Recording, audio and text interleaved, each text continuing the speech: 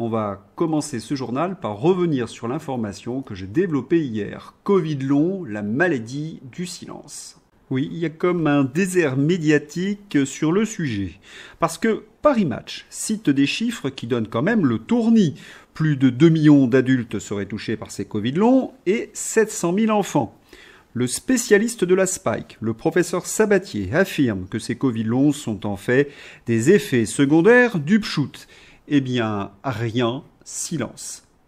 Pour plus d'approfondissement sur le professeur Sabatier, ma vidéo d'hier. Il y a donc comme une forme de lassitude des politiques et des journalistes à traiter ce sujet.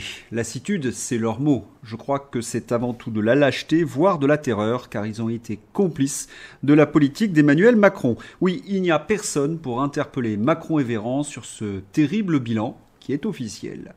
Après les conséquences sur la santé, les conséquences sur notre économie.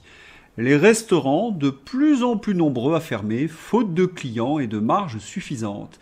Il y a toute une génération qui arrête. Traduisons le sabir du journal L'Imonde. Marge insuffisante, eh bien, ce sont les coûts qui ont explosé pour les restaurateurs, augmentation des taxes, augmentation des factures énergétiques et augmentation du coût du travail. Faute de clients, effondrement du pouvoir d'achat des Français. Qui est le responsable ? Vous ne voyez pas ? Allez, quelques indices. Le Mozart de la finance, Jupiter, le maître des horloges, le génie d'Amiens et le mari de Bribri. Je pense que vous avez deviné. Et dire que la presse nous a vendu ce tocard avec toutes ces périphrases mélioratives. Bon, Macron a ruiné le petit commerce, pas seulement les restaurateurs, les artisans, les petits patrons. On annonce un record de faillite pour l'année 2025. Et Manigold, qu'en dit-il ? Vous en souvenez de Manigold ? C'est ce restaurateur qui a vendu la politique d'Emmanuel Macron pendant la pandémie. Il est à la une, en quelque sorte, du Figaro. Stéphane Manigold, la restauration n'a pas besoin d'immigration. Eh bien, fidèle à lui-même, il participe au narratif du moment de l'Élysée. Pitoyable syndicaliste d'opérette vendu à la Macronie. Si les restaurateurs s'étaient élevés contre le quoi qu'il en coûte, cette folie Covid, et Emmanuel Macron, il ne mettrait pas la clé sous la porte. La personne qui leur a vendu cette arnaque s'appelle Manigold. Regardons dans les faits pourquoi les coûts des restaurateurs s'envolent. Passer de 10% d'énergie renouvelable à 40% fait doubler le prix de l'électricité. C'est le projet de l'Union européenne et d'Emmanuel Macron. Ça nous conduira à la ruine. Le Frexit ou la ruine, c'est l'enjeu, c'est assez simple. Autrefois, lorsqu'on affirmait ce genre de choses, on était qualifié de complotistes. Eh bien, aujourd'hui, les grands patrons ont le même avis que nous. La France serait l'Eldorado de l'industrie en Europe si elle rétablissait un prix français de l'électricité correspondant au coût de production et non aux règles du marché européen de l'énergie. Tout industriel de bon sens le confirme, à l'instar du PDG de Toyota France. Soutenir Emmanuel Macron, c'est donc s'enfoncer plus que jamais chaque jour dans la crise et les faillites. Une forme de cercle de la folie, les cercles de l'enfer. Nicolas Meillan et la politique européenne. 10 ans après la COP21 et près de 15 000 milliards de dollars, dont 2 000 milliards en Europe, investis dans les énergies renouvelables, la transition énergétique est en panne. Les émissions augmentent à un rythme soutenu, en parallèle d'une consommation d'énergie fossile en croissance continue. Quant à la croissance verte, qui devait relancer l'industrie européenne et générer des millions d'emplois, elle est aujourd'hui un malade en phase terminale.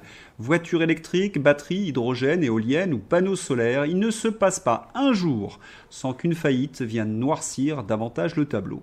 Et vous le savez, cette politique ne profite qu'aux pays asiatiques et n'a rien de développement durable. Il faudrait que l'Europe revoie sa copie. Mais c'est bien mal connaître ceux qui nous dirigent. Bruxelles persiste et signe. Mais l'Europe enfonce le clou. Son mortifère pacte vert impose aux nations européennes de baisser leurs émissions de 55% par rapport à 1990.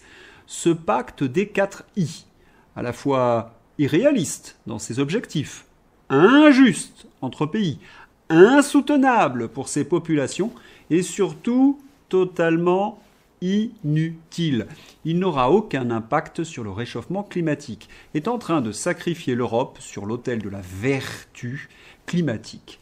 Calquée sur les objectifs du Pacte vert, la 3e édition de la programmation pluriannuelle de l'énergie, PPE3, qui devait être approuvée début avril par le gouvernement, est une caricature dramatique de cette stratégie autodestructrice. Et c'est là que l'on mesure l'efficacité de l'ingénierie sociale. Aux Français à qui on a expliqué que Bribri était une des plus belles femmes du monde, eh bien ces mêmes Français, on leur a aussi fait croire que la politique verte européenne allait être magique, comme un pchout en juin 2021. Ils allaient respirer de l'air pur dans le 4e arrondissement de Paris. Ah, la ZFE fonctionne à merveille à Paris avec des mois de février et mars beaucoup plus pollués que l'an dernier. Il faut dire que tous ces écolos ont été terrorisés par des chiffres dramatiques. La pollution de l'air cause 48 000 morts en France, c'est dans le journal L'Imonde. Et un mois auparavant, le journal L'Imonde titrait « Diesel, 38 000 décès dans le monde seraient dus en 2015 au dépassement des normes ». Sachez que je me suis fait copieusement injurier pour ce factuel. Mais que voulez-vous, ces bobos ont un rêve, oui, un rêve bucolique, qui faisait bien rire Alphonse Allais au XIXe siècle, oui, ces villes à la campagne. Le référendum local est encadré par la loi. 50% des inscrits doivent voter pour qu'il soit validé. Ici, moins de 4% des Parisiens se sont déplacés. Vaste escroquerie. Les Parisiens votent largement oui pour des rues piétonnes végétalisées. Mais c'est fascinant. Plus les bobos végétalisent Paris, plus les habitants de Paris fuient leur capitale pour habiter la campagne. Le paradoxe aurait bien fait rire Alphonse Allais.